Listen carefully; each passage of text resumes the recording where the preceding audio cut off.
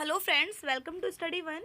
परंपरागत व्यवसाय के लुप्त होने के कारण जो हमारा परंपरागत व्यवसाय इतने सालों से इतने प्राचीन समय से चलता आ रहा है वो लुप्त क्यों हो रहा है।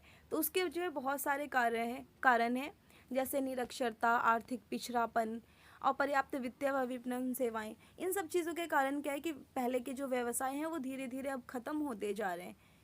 लोगों में उतना नॉलेज नहीं रहा, आर्थिक रूप से भी पिछड़े हुए हैं जितना कि उसमें नहीं लगा सकते पैसे। क्योंकि हम देख सकते हैं जब वो औद्योगिक क्रांति आई थी तो क्या हुआ था कि जो हाथ से बनी वस्तुएं हैं, हाँ, औद्योगिक क्रांति के बाद हमारे देश में भी जो मशीन की बनी वस्तुएं आ गई थी और हाथ से जो बनी वस्तुएं हैं वो काफ़ी बिकना जो है कम हो गई थी। क्योंकि हाथ से बनी जो चीज़ें हैं वो काफ़ी महंगी भी मिलती है और उससे बनने का जो प्रोसेस है वो काफ़ी लंबा होता है। हाथ से अब बना रहा है मज़दूर और मशीन से तो इक्वल तो बना नहीं सकता।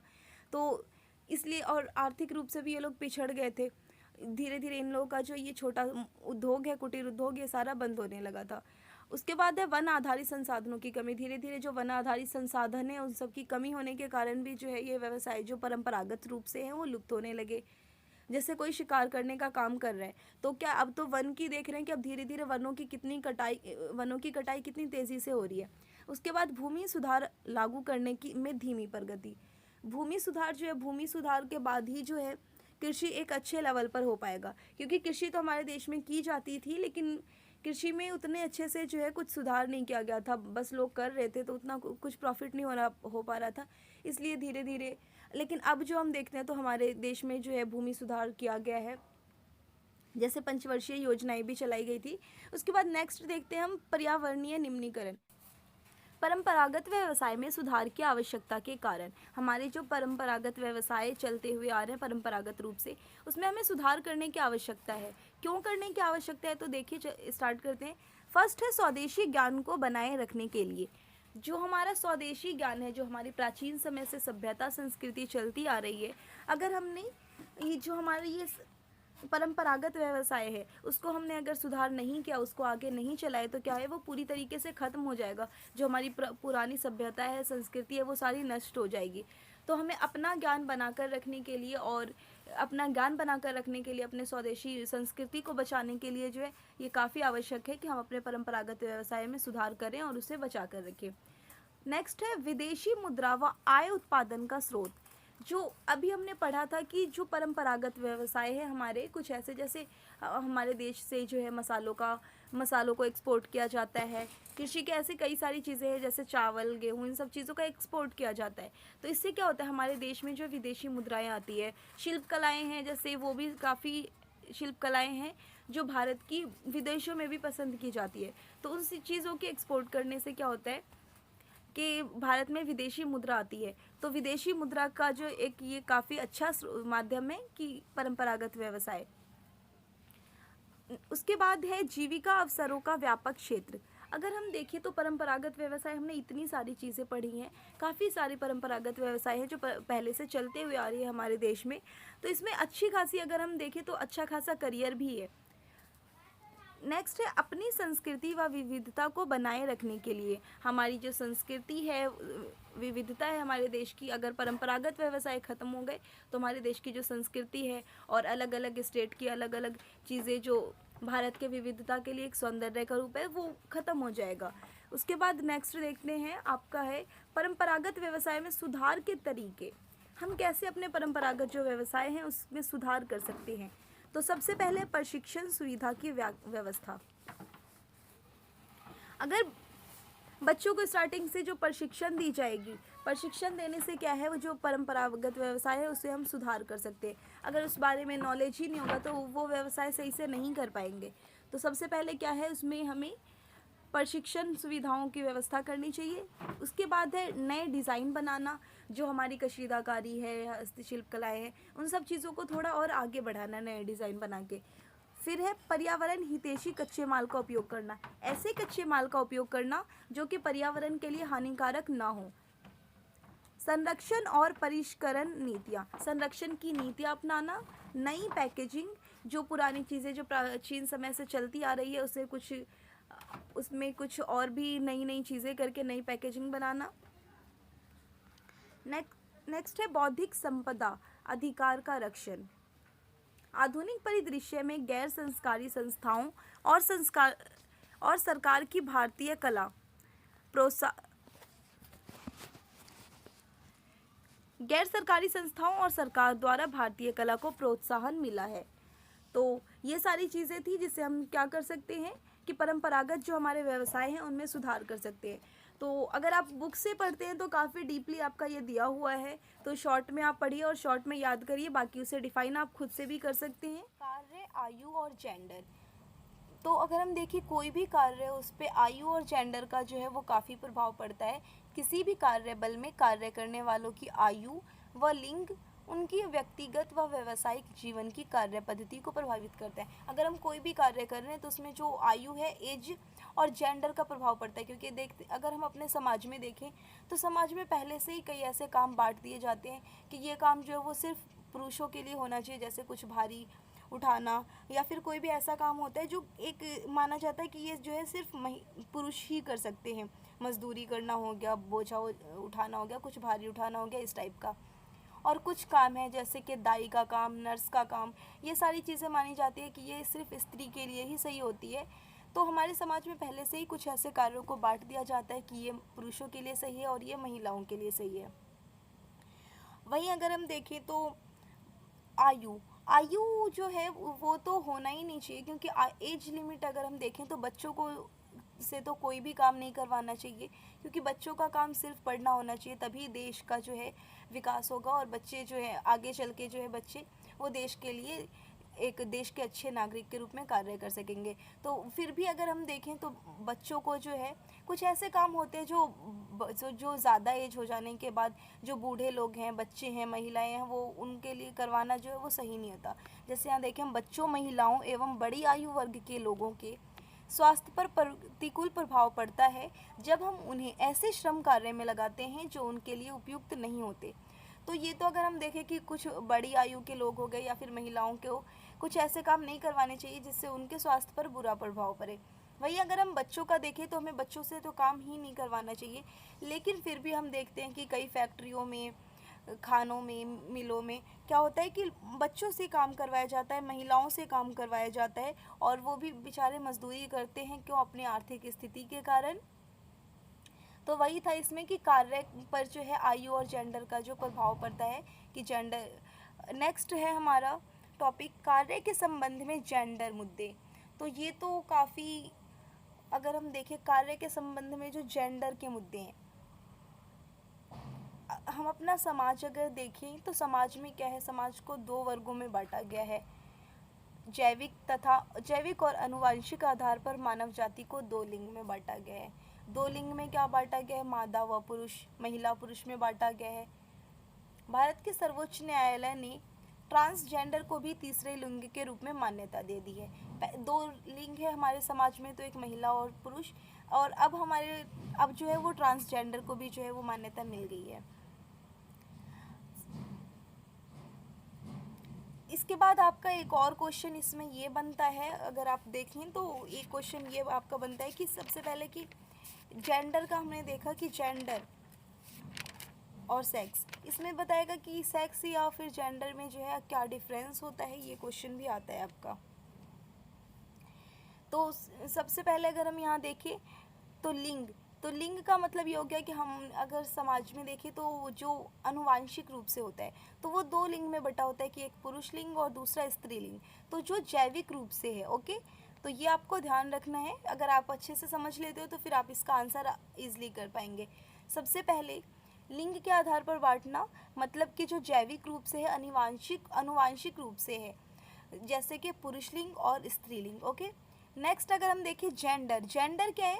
ये कोई आनुवांशिक रूप से नहीं है, बल्कि जेंडर क्या है? सामाजिक पहचान है कि जो पुरुष लिंग है उसको महिला वो पुरुष कहा जाता है, जो महिलाएं हैं, जो स्त्रीलिंग है उनके लिए महिला का प्रयोग किया जाता है। तो ये क्या है? उनको समाज ने जो बांट रखा है, जो सामाजिक रूप से उन्हें पहचान मिलती है, तो वहाँ पर जेंडर का यूज़ होता है। तो ये जो दोनों वर्ड हैं, तो अगर आप यहाँ देखें लिंग और जेंडर, ये दोनों वर्ड काफ़ी सेम है और इसे कई बार हम मान लेते हैं कि ये दोनों सेम ही है। बस इसमें थोड़ा सा अगर देखें तो थोड़ा सा सोच का बस डिफरेंस है कि क्या है इसमें लिंग और जेंडर में। ओके, नेक्स्ट हम पढ़ते हैं प्रत्येक समाज में सामाजिक और सांस्कृतिक प्रथाएं तय करती है कि विभिन्न जेंडर को किस प्रकार का व्यवहार व कार्य करने हैं। तो इससे भी आप समझ सकते हैं जो लिंग है वो क्या है, वो जैविक रूप से अनुवांशिक रूप से है, जो उनके स्त्रीलिंग पुल्लिंग, और दूसरा जो जेंडर जो है वो सामाजिक पहचान होती है, जो समाज ने उन्हें पहचान दी है।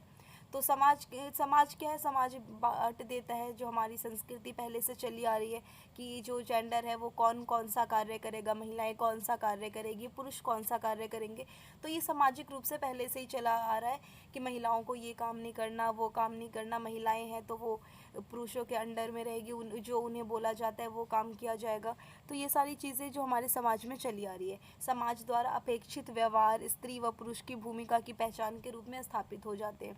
समाज जो है वो स्त्री के साथ अलग व्यवहार करता है। जैसे नीचे क्या है हमारे देश में, जैसे जाति प्रथा चली आ रही है, तो जैसे नीचे जाति के लोगों के साथ व्यवहार किया जाता है, वैसे ही एक ही परिवार के अंदर क्या होता है, महिलाओं के साथ वैसे ही बुरा व्यवहार किया जाता है।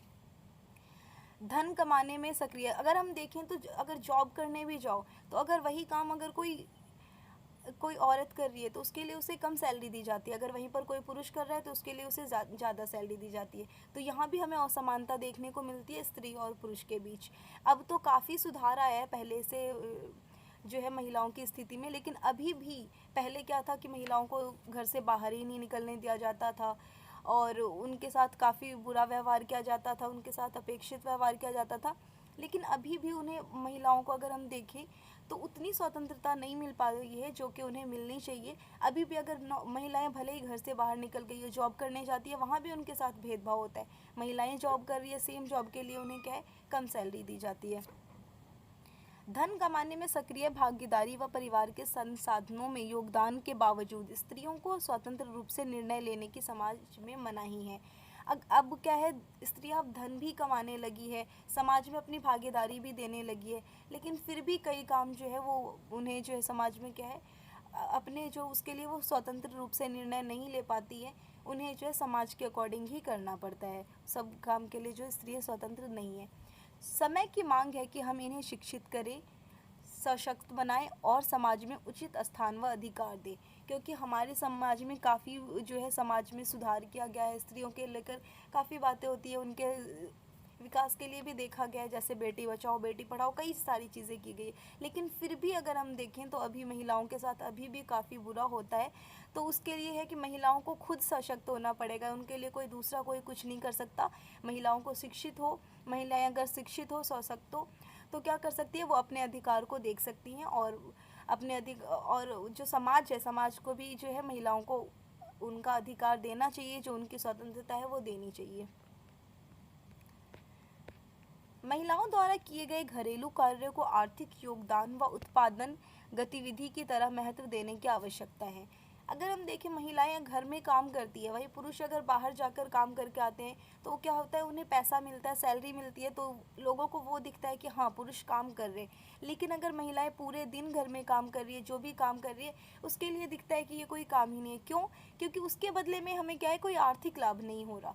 तो महिलाएं जो भी काम करती है उन्हें हमें देखना चाहिए, समझना चाहिए कि जो घर में, अगर महिलाएं घर में झाड़ू लगा रही है, अगर आप उसके बदले में झाड़ू पोछा करने के लिए रखो तो उसमें भी आपकी सैलरी जाएगी। खाना बना रही है, खाना बनाने के लिए आप अगर अलग से रखो उसमें भी जाता है। तो महिलाएं जो घर में कार्य करती है उसके महत्व को हमें समझना चाहिए कि वो फ्री में नहीं होता। वो भले ही अपनी संतुष्टि के लिए वो चाहती है कि हमारा परिवार खुश रहे, उसके लिए करती है, लेकिन उसे हमें महत्व देना चाहिए। उसे क्या सोचते हैं लोग कि महिलाएं हैं तो वो ऐसे ही कर रही है, उसका तो कोई महत्व ही नहीं है, वो ये इनका कर्तव्य है, बल्कि हमें उन्हें भी जो है महत्व देना चाहिए। महिलाओं पर दोहरा भार, महिलाओं पर अगर हम देखें तो डबल रिस्पॉन्सिबिलिटी होती है। कैसे? आज के टाइम पर क्या हो गया कि महिलाएं जो है वो थोड़ा सशक्त हो रही है, महिलाएं जो है अब बाहर निकल के अपना जो है महिलाएं बाहर निकल के काम कर रही है, तो ये चीज़ अच्छी है कि वो उच्च पदों पर जा रही है, काफ़ी आगे बढ़ गई है महिलाएं। लेकिन फिर भी अगर हम देखें तो इतना सारी चीज़ें करने के बाद कहते हैं ना कि अगर महिलाएं भले ही वो बाहर जाकर नौकरी कर रही है लेकिन फिर भी उसे रोटी बनानी पड़ती है।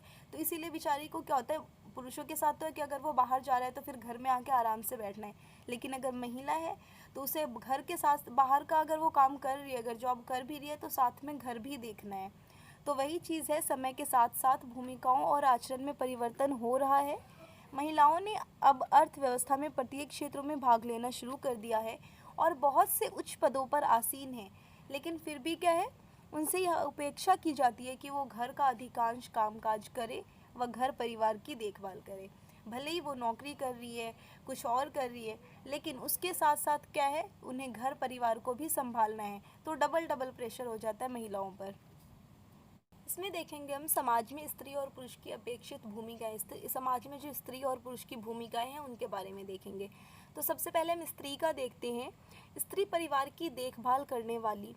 स्त्री का काम क्या होता है, वो परिवार का देखभाल करना। दूसरा, घर चलाने वाली। तीसरा, धन अर्जित करने में पुरुष की सहायक, क्योंकि कभी भी महिला को ये नहीं माना जाता कि महिलाएं जो है वो धन कमा रही है। भले ही अगर हम देखें तो आज के समय में महिलाएं भी पुरुष के साथ साथ जॉब करती है, लेकिन फिर भी उसको जो है महिलाओं को पुरुष से कम ही माना जाता है हमेशा। घरेलू कार्य करने वाली, जो घर के काम करने वाली है महिलाएं, हर निर्णय के लिए पुरुष पर निर्भर। महिलाओं को भले ही आज उन्हें स्वतंत्रता मिल गई है, आज वो बाहर जाती हैं, फिर भी जो है वो हर निर्णय करने के लिए क्या होता है, पुरुष पर निर्भर होती है। भरण पोषण का कार्य, परिवार के भरण पोषण का कार्य क्या है, स्त्री का है। उसके बाद देखते हैं हम पुरुष। तो पुरुष क्या है, घर का मुखिया है। आर्थिक स्वतंत्रता, उसे आर्थिक स्वतंत्रता है। और निर्णायक, घर में जो भी निर्णय होगा वो सारा क्या है, वो सारे काम जो है वो पुरुष के हैं। इसके बाद आता है स्त्रियों और उनके कार्यों से संबंधित मुद्दे और सरोकार। जो स्त्री है उसके, इसमें हम देखेंगे कि जो स्त्रियां हैं वो उनके कार्य से संबंधित मुद्दे और सरोकार, इसमें उनके कार्य से संबंधित जो मुद्दे हैं उनके बारे में हम पढ़ेंगे। तो सबसे पहले अगर हम देखें तो हमारे देश में क्या है, आज भी ऐसे कितने व्यवसाय हैं, ऐसे इतने कितने कार्य हैं जिसे माना जाता है कि वो सिर्फ जो पुरुषों के लिए ही ज़्यादा अनुकूल है, सिर्फ पुरुष जो है वो कस्तूरबा गांधी बालिका विद्यालय। ये समाज में बालिकाओं की स्थिति को सुधारने के लिए जो सरकारी प्रयास किए गए हैं वो सारी चीज़ें, जैसे कि कस्तूरबा गांधी बालिका विद्यालय खोला गया, प्लस बेटी बचाओ बेटी पढ़ाओ योजना। तो ये सारी चीज़ें जो हैं वो समाज की तरफ से, सरकार की तरफ से बालिकाओं की स्थिति को सुधारने के लिए किया गया। तो इसे हम पढ़ेंगे कस्तूरबा गांधी बालिका विद्यालय, जिसे KGBV कहा जाता है। इस योजना का आरंभ सर्व शिक्षा अभियान शिक्षा के अंतर्गत 2004 में किया गया। KGBV की जो शुरुआत है वो 2004 में की गई थी। यह योजना भारत सरकार के कानून राइट टू एजुकेशन को लागू करने में सहायक है। इसमें क्या है, ये योजना जो बच्चों के लिए किया गया था, बालिकाओं के लिए स्पेशली, और इसमें 2004 में इसे स्टार्ट किया गया राइट टू एजुकेशन के अंतर्गत। इसमें क्या था, लाभार्थी, इसमें लाभ क्या मिल रहा था, अनुसूचित जाति व जनजाति, पिछड़ा वर्ग व अल्पसंख्यक वर्ग की बालिकाएं। जो अनुसूचित जाति और अनुसूचित जाति, जो पिछड़े वर्ग के जो बालिकाएं हैं उसके लिए ये स्टार्ट किया गया था। गरीबी रेखा के नीचे जीवन यापन करने वाले परिवारों की वे बालिकाएं के लिए जो कभी भी विद्यालय में दाखिल नहीं हुई या विद्यालय छोड़कर चली गई है। ये ऐसे लोगों के लिए, ये गरीब बच्चों के लिए, जो गरीब बालिकाएं हैं जो स्कूल तक नहीं पहुंच सकती, तो उसके लिए छोटे छोटे जो पिछड़े इलाके हैं उन सब जगहों पर स्कूल खोला गया था, कस्तूरबा गांधी बालिका विद्यालय। तो ये पिछड़े बच्चे जो हैं, पिछड़े जो बालिकाएं हैं उसके लिए था। और नेक्स्ट है इसका उद्देश्य क्या था, तो इसका उद्देश्य था विषम परिस्थिति में जीवन यापन करने वाली लड़कियों के लिए सुरक्षित माहौल में शिक्षा उपलब्ध करवाना। BPL परिवार की उन लड़कियों के लिए जो बीच में स्कूल छोड़ देती है उनके लिए प्रारंभिक शिक्षा उपलब्ध करवाना। बालिका शिक्षा दर को बढ़ाना। राइट टू एजुकेशन को लागू करना। राइट टू एजुकेशन, सभी को एजुकेशन का राइट है, एजुकेशन का अधिकार है।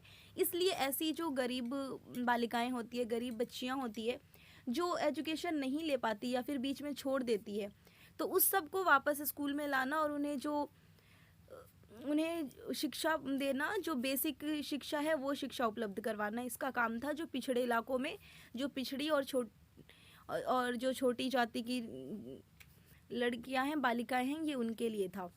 इसके बाद आ जाता है बेटी जब बचाओ बेटी पढ़ाओ योजना, तो इसके बारे में आपने काफ़ी सुना होगा, बेटी बचाओ बेटी पढ़ाओ। आपने स्कूल में भी पोस्टर्स देखे होंगे और भी जगह जगह पर देखते हैं बेटी बचाओ बेटी पढ़ाओ, ये इस योजना के बारे में बहुत सुना है।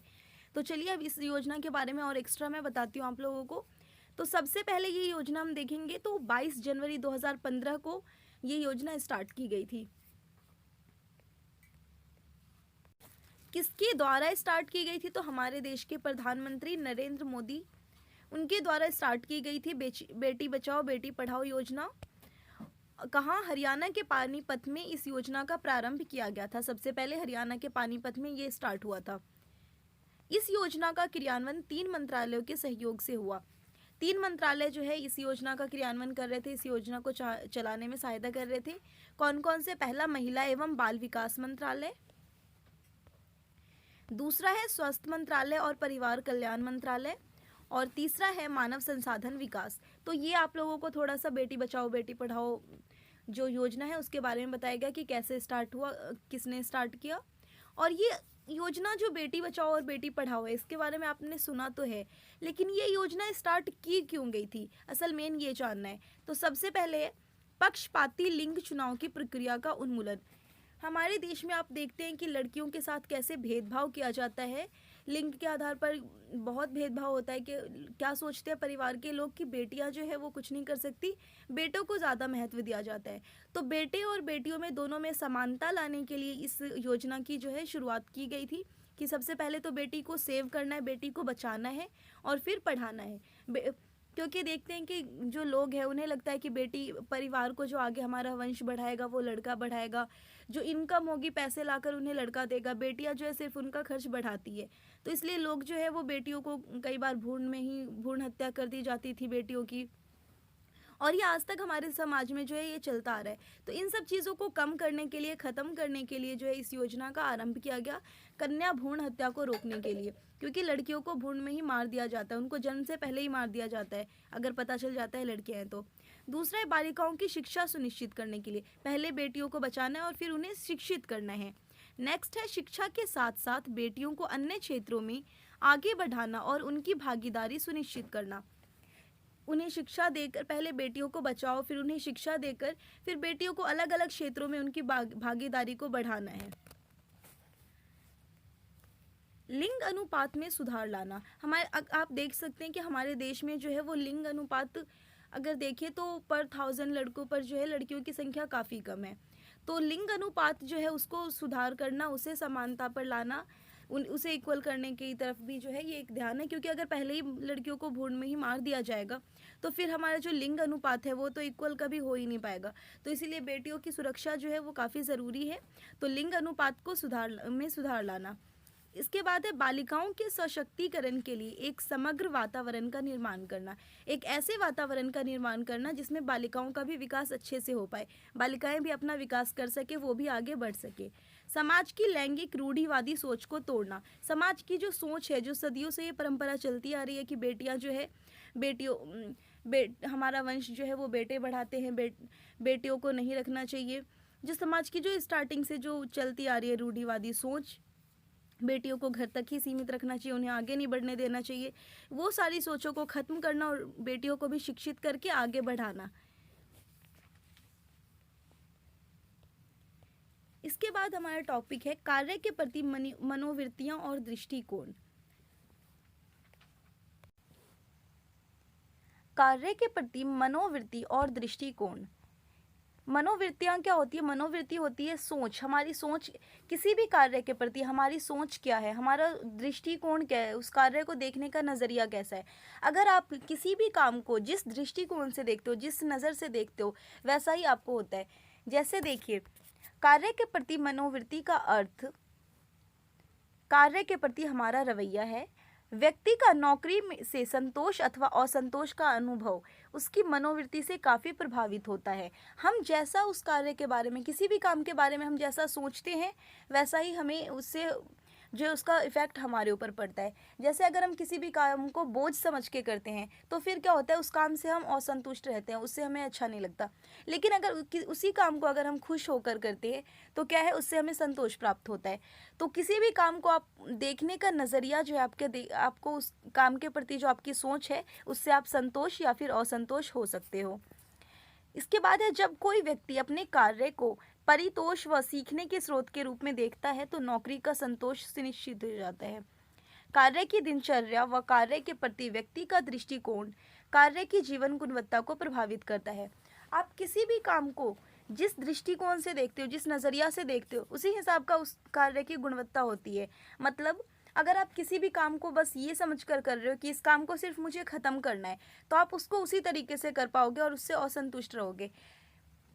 लेकिन अगर आपको कोई भी काम पसंद है, आप उससे अच्छे से उस काम को करते हो, तो एक तो उस काम को करने से आपको खुशी मिलेगी, दूसरा ये होगा कि वो काम भी जो है वो बहुत अच्छा होगा।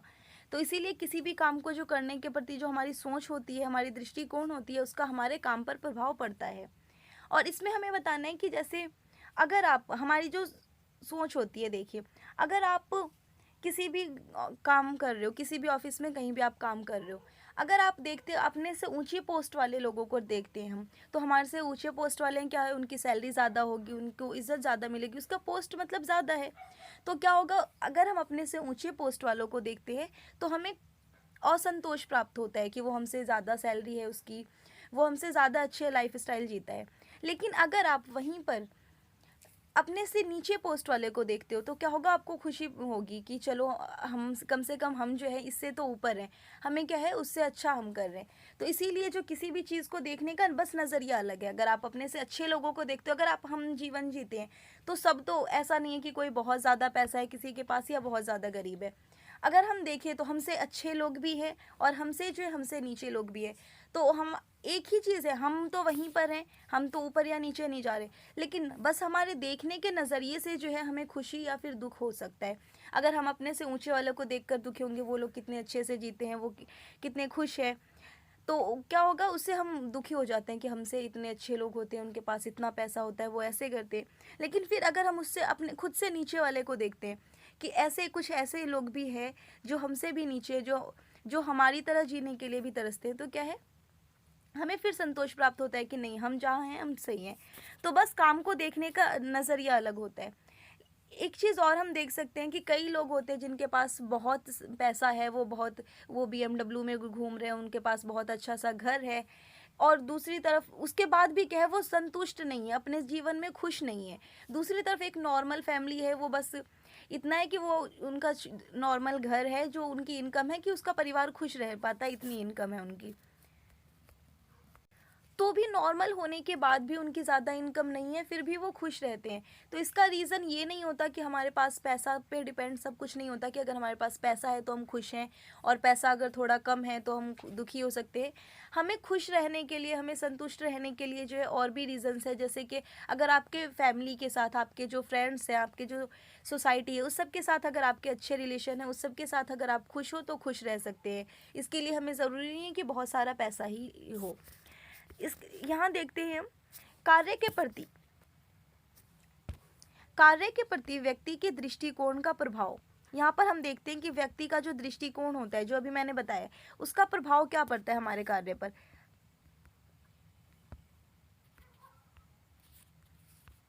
अगर हम यहाँ देखें तो कार्य के प्रति सकारात्मक दृष्टिकोण और कार्य के प्रति नकारात्मक दृष्टिकोण, जैसा हमारा दृष्टिकोण होगा हमारे काम पर जो है वैसा ही प्रभाव पड़ेगा। यहाँ आप देख सकते हैं, अगर हमारा सकारात्मक दृष्टिकोण है अपने काम के प्रति, तो हमें क्या होगा, हमें कार्य से संतोष मिलेगा, हम खुश होंगे।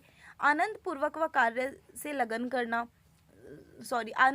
व लगन से कार्य करना, कार्य उत्पादकता में वृद्धि, काम जो आप कर रहे हैं उसकी उत्पादकता में भी वृद्धि होगा, क्योंकि जब हम खुश होकर और लगन से काम कर रहे हैं तो जाहिर सी बात है वो कार्य जो है आपका वो बढ़ेगा, उसकी उत्पादकता जो है वो ज़्यादा होगी। कार्य जीवन की गुणवत्ता, और कार्य की जो गुणवत्ता है वो भी अच्छी होगी। वहीं अगर हमारा नकारात्मक दृष्टिकोण है, अगर हम नेगेटिव पॉइंट ऑफ व्यू से देखते हैं, तो हमें असंतोष प्राप्त होगा, उत्पादकता में कमी आएगी, क्योंकि जब हम खुश होकर नहीं कर रहे तो बस ज़बरदस्ती काम ख़त्म करना है, और कार्य का जो हमारी गुणवत्ता है वो भी अच्छी नहीं होगी। कार्य को आनंद के लिए बिना किसी भी प्रकार से ख़त्म करना है। हमारी मोटिव क्या होगा कि किसी भी तरह से जो हमारा काम को बस ख़त्म करना है। तो ये जो स्पेशली ये बताया जा रहा है कि कहीं भी आप अगर काम करते हैं तो आपका दृष्टिकोण क्या होना चाहिए। अगर आप, क्योंकि अगर कई कंपनियों को हम देखते हैं तो वो अपने जो एम्प्लॉयज़ हैं उनको बीच बीच में लंच या डिनर करवाना, उन्हें पिकनिक पर ले जाना, ऐसे काम करते हैं और बीच बीच में कभी कभी छोटी पार्टियाँ दे देना। इससे क्या होता है, जो एम्प्लॉयज़ हैं उनके साथ एक अच्छा रिलेशन होता है और सब लोग खुश रहते हैं। तो अपने जो कंपनी है उसको बढ़ाने के लिए, वहाँ का काम अच्छा हो, वहाँ के एम्प्लॉयज़ को खुश रखने के लिए जो है कंपनियाँ ऐसे काम करती है। तो यही था हमारा कार्य के प्रति मनोवृत्तियाँ और दृष्टिकोण। नेक्स्ट पॉइंट है आजीविका के लिए जीवन कौशल। इसमें है आजीविका के लिए जीवन कौशल, मीन्स हमारे जीवन जीने के लिए जो हमारी स्किल्स है, लाइफ स्किल्स है, वो सारी चीज़ें। जीवन कौशल वे क्षमताएं हैं जो व्यक्ति को जीवन की दैनिक आवश्यकताओं और चुनौतियों से प्रभावी तरीके से निपटने के योग्य बनाती है। जीवन कौशल में कौन सी हमारी स्किल्स आती है, जिससे हम अपनी जो प्रॉब्लम्स है, जो चुनौतियाँ आती है लाइफ में, उस सब से निपटने के योग्य बनते हैं कि उस सब से हम कैसे निपट सकते हैं। ये जीवन पर्यंत काम आते हैं। हमारी जो स्किल्स है वो हमेशा लाइफ टाइम हमें हमेशा काम आती है। ये विषम परिस्थितियों से उभरने में व्यक्ति को समर्थ बनाती है। कोई भी व्यक्ति है, उसके सामने ऐसा नहीं है कि वो हमेशा खुश रहता है या फिर हमेशा दुखी रहता है। हमेशा लाइफ में कुछ ना कुछ प्रॉब्लम्स आती रहती है। तो हमारे अंदर कुछ ऐसी स्किल्स होनी चाहिए जिससे प्रॉब्लम्स तो आना बंद नहीं होगी। व्यक्ति जब तक है दुनिया में तब तक प्रॉब्लम्स आएगी। तो हमारे अंदर ऐसी स्किल्स होनी चाहिए कि जो हमारी प्रॉब्लम आती है उससे हम बाहर निकल सकें। नेक्स्ट है, ये लोग के स्वस्थ और विकास को प्रोत्साहन देने में सहायता करता है। अगर हमारे अंदर स्किल्स है कि हम अपनी प्रॉब्लम्स से बाहर निकल सके तो क्या है, हमारा स्वास्थ्य भी अच्छा रहेगा और हमारा विकास होगा। विकास को प्रोत्साहन देने में सहायता करती है। ये समुदाय व समाज के विकास के लिए भी आवश्यक है। ये चीज़ आप देख सकते हैं कि अगर कोई भी एक व्यक्ति है वो खुश रहेगा और उसका विकास होगा, तो अगर एक व्यक्ति का विकास होता है तो उससे समाज का विकास होता है, और समाज का विकास होता है तो देश का विकास होता है। इसीलिए सबसे पहले जो देश में रहने वाले व्यक्ति है उसे खुश होना चाहिए, तो देश का विकास अपने आप हो जाएगा अगर एक व्यक्ति का विकास होता है तो। इन कौशलों को अनुभव द्वारा ही प्राप्त किया जा सकता है। लाइफ स्किल्स जो है, हमारे जीवन में जो कौशल है वो कैसे होता है, हमें जो लाइफ के एक्सपीरियंस से प्राप्त होता है। कि अगर हमें जो कोई भी प्रॉब्लम आती है तो हमें एक्सपीरियंस होता है धीरे धीरे कि लास्ट टाइम कि हमने कैसे किसी भी प्रॉब्लम का सॉल्यूशन निकालना है। तो ये हमें अनुभव से ही प्राप्त होता है। नेक्स्ट है, व्यक्ति का ज्ञान, अभिवृत्तियाँ और मूल्य व्यक्ति को जीवन कौशल विकसित करने में समर्थ बनाते हैं तथा नकारात्मक व सुनिश्चित व्यवहार से रोकते हैं। हमारा जो नॉलेज है, अभिवृत्तियाँ, मूल्य, व्यक्ति को, ये सारी चीज़ें जो हमारे कौशल है, व्यक्ति को नकारात्मक चीज़ों में जाने से भी रोकते हैं और हमारे व्यवहार को सही बनाते हैं।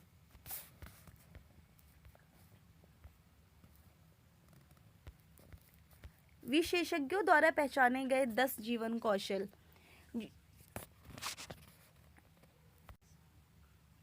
फर्स्ट है स्व जागरूकता। स्व जागरूकता मीन्स सेल्फ अवेयरनेस। अगर हम खुद अवेयर होंगे अपने बारे में कि हमारे अंदर क्या क्या अच्छाइयाँ हैं, क्या क्या बुराइयाँ हैं, तो हमें पता होगा कि हम अपने प्रॉब्लम्स से जो है वो कैसे बाहर निकल सकते हैं। उसके बाद है संप्रेषण, हमारी जो कम्युनिकेशन स्किल है। अगर हम दूसरों के साथ, हमारी कम्युनिकेशन स्किल अच्छी है, हम अपने सामाजिक में जो लोग हैं, अपने दोस्त हैं, जो साथ में काम करने वाले कलीग होते हैं, जो साथ में हमारे काम करते हैं, बाकी जो हमारे कलीग्स हैं, तो सबके साथ हमें कैसे बात करना है, वो सारी चीज़ें, जो हमारी जो कम्युनिकेशन स्किल है, वो भी काफ़ी, इसका भी काफ़ी प्रभाव पड़ता है। नेक्स्ट है निर्णय लेना। निर्णय लेने वाला जो व्यक्ति होता है वो ज़्यादा सक्षम होता है अपने जीवन को बेहतर बनाने में। सृजनात्मक चिंतन में आ जाएगा आपका कि क्रिएटिव जो थिंकिंग होती है हमारी, कि कोई भी अगर प्रॉब्लम आती है या कुछ भी होता है तो उसके लिए जो एक अलग क्रिएटिव हमारा माइंड होता है, उससे क्रिएटिव माइंड की वजह से जो है हमारा जीवन जो है वो अधिक सफल हो पाता है। मनोभाव से जूझना, तो मनोभाव से जूझना में आ जाएगा कि जो व्यक्ति जो है वो अपने मनोभाव पर, जो हमारा जो इमोशंस होते हैं उस सब पर अगर ज़्यादा कंट्रोल कर पाता है। अगर अपने मनोभाव पर, अपने इमोशंस पर आप कंट्रोल कर पाते हो तो आप अपनी लाइफ में ज़्यादा सफल हो पाते हो। परानुभूति, इसके अंदर आता है एम्पैथी, दूसरों की फीलिंग्स को समझना, दूसरों की भावनाओं को समझना। अगर आप दूसरों की भावनाओं को समझ रहे हो तो ये भी जो है ये एक दूसरों की भावनाओं को समझना आ जाएगा। इसके अंदर नेक्स्ट है अंतर व्यक्तिक संबंध, आपके जो दूसरे व्यक्तियों के साथ जो संबंध है, जो रिलेशन है, वो भी जीवन जीने के लिए जो हमारे जो रिलेशन है वो अच्छे से होने चाहिए। उसके लिए नेक्स्ट है समस्या सुलझाना, आप अपनी लाइफ में जो प्रॉब्लम्स आती है, समस्याएं आती है, उसको कितने बेटर तरीके से सुलझा पाते हो। इसके बाद है यहाँ आलोचनात्मक चिंतन। आलोचनात्मक चिंतन का मतलब क्या होता है?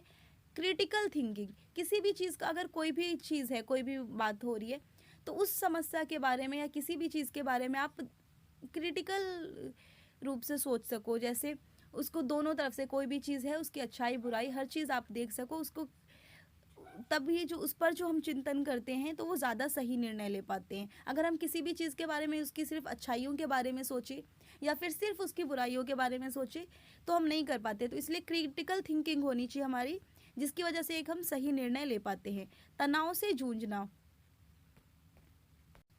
अगर आपको तनाव से जूझने की क्षमता है तो आप कोई भी प्रॉब्लम सॉल्व कर सकते हो, अपने लाइफ को पॉजिटिव वे में ले जा सकते हो। अगर इंसान के अंदर अपने तनाव को, अपने जितने भी जो भी टेंशन है उन सबको अगर उससे जूझने की क्षमता नहीं है तो वो इंसान सकारात्मक तो सोच नहीं सकता, नेगेटिव थिंकिंग होगी, अपने तनाव में ही फंस के वो रह जाता है। इसलिए तनाव से जो हमें जूझने की क्षमता वो होनी चाहिए।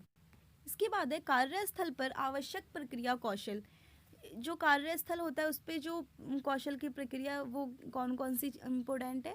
तो फर्स्ट है उत्पादकता पूर्ण कार्य। कार्यस्थल पर जो उत्पादकता पूर्ण कार्य होना चाहिए, जैसे पर्याप्त ज्ञान, कौशल, अनुभव, जोश, उत्साह व प्रवीणता से कार्य कर हम उत्पादकता बढ़ा सकते हैं।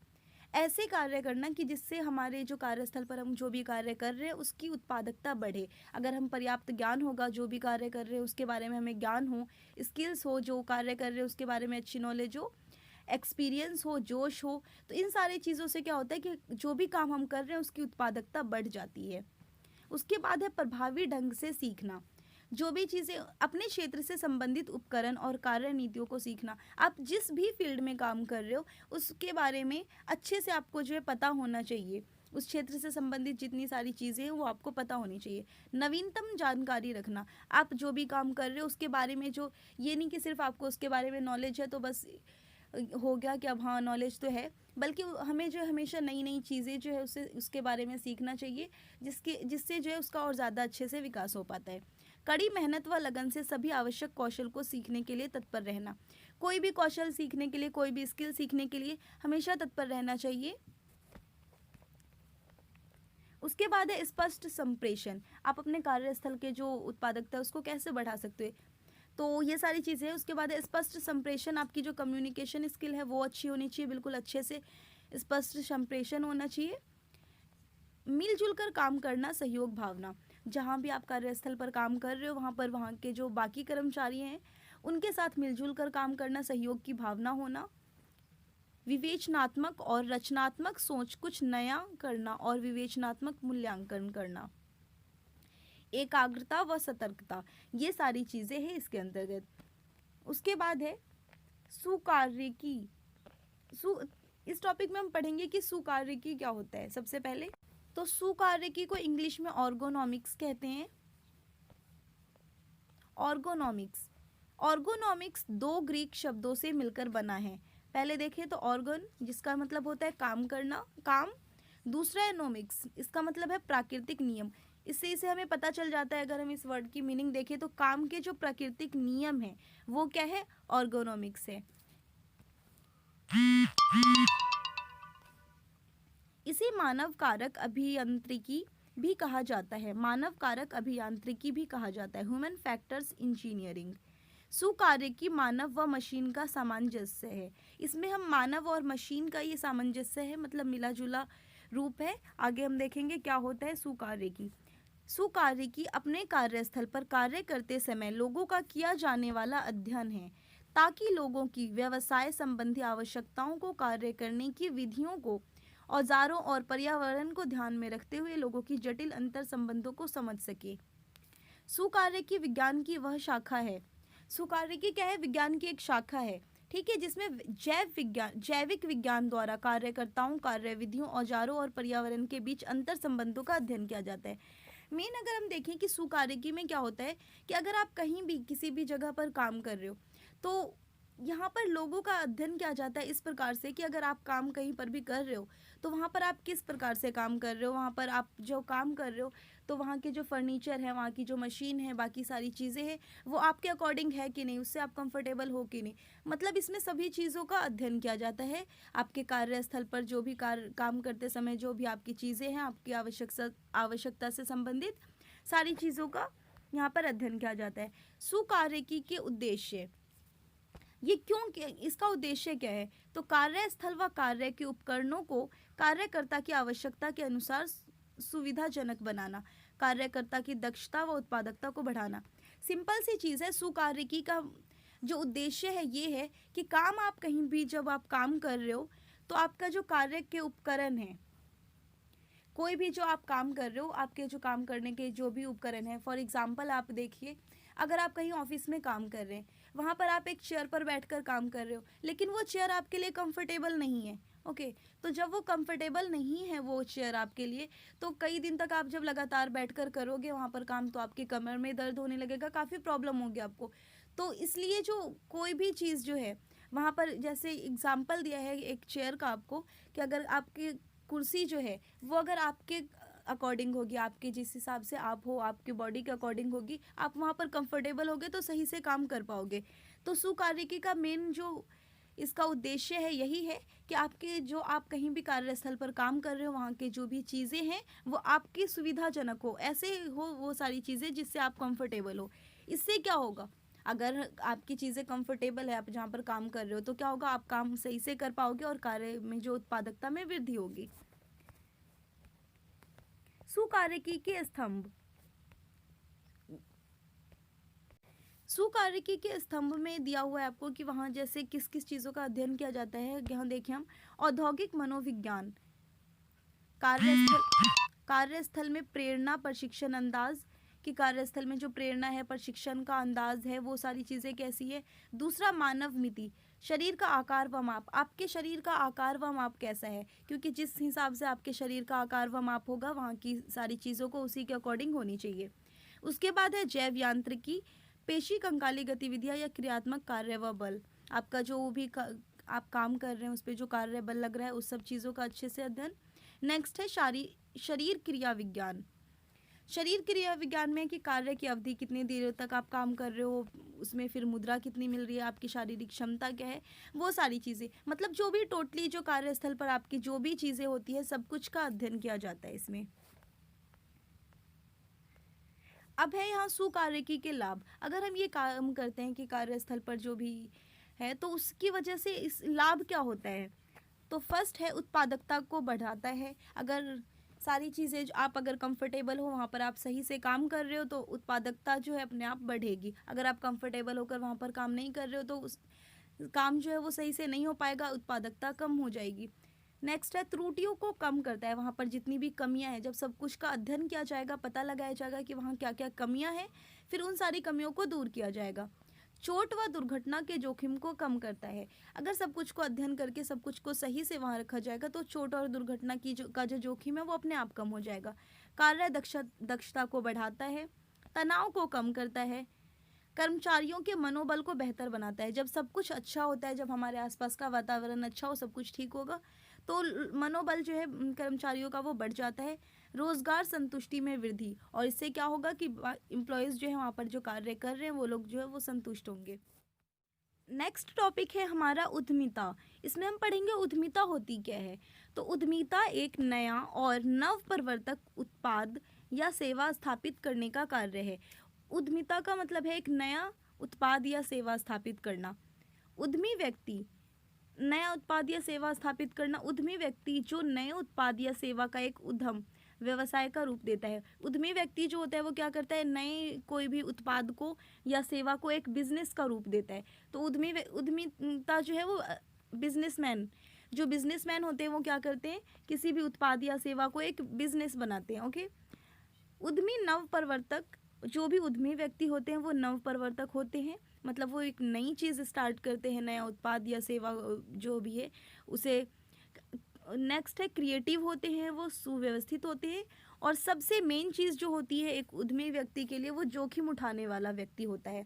तो अगर कोई भी व्यक्ति उद्यमी है, कोई भी बिजनेसमैन है, तो वो जो है वो फाइनेंशियल रिस्क ज़रूर लेता है, क्योंकि उसमें प्रॉफिट का, अगर कोई भी फाइनेंशियल उसमें रिस्क लेना होता है, ज़रूरी नहीं आपको हमेशा प्रॉफिट हो। अगर आप एक बिजनेसमैन बनते हैं तो उसमें प्रॉफिट लॉस कुछ भी हो सकता है।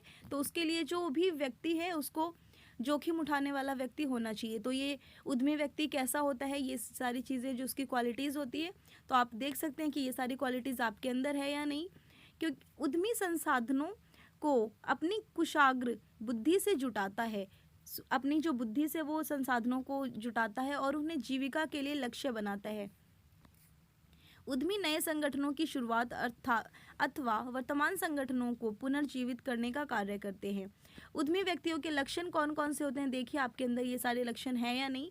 सबसे पहले जो भी उद्यमी होते हैं, जो बिजनेसमैन होते हैं, उन्हें आप देखते होंगे वो बहुत कड़ी मेहनत करते हैं।